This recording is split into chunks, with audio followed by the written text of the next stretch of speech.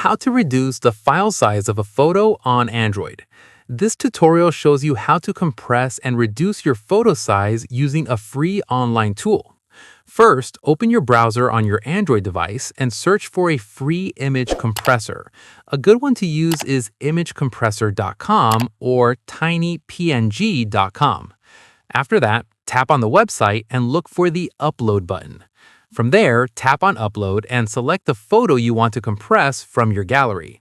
At this point, the website will automatically compress your photo and show you a comparison of the original and compressed file size.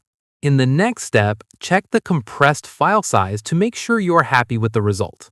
Following this, some tools also let you manually adjust the compression level or quality slider if you want more control over the output. Once done, tap on Download to save the compressed photo directly to your device. Finally, open your Gallery or Files app to confirm the compressed photo has been saved successfully. And that's it. If this Android guide helped you reduce your photo file size, give it a like, subscribe for more Android tutorials, and tap the bell icon for updates. See you in the next one.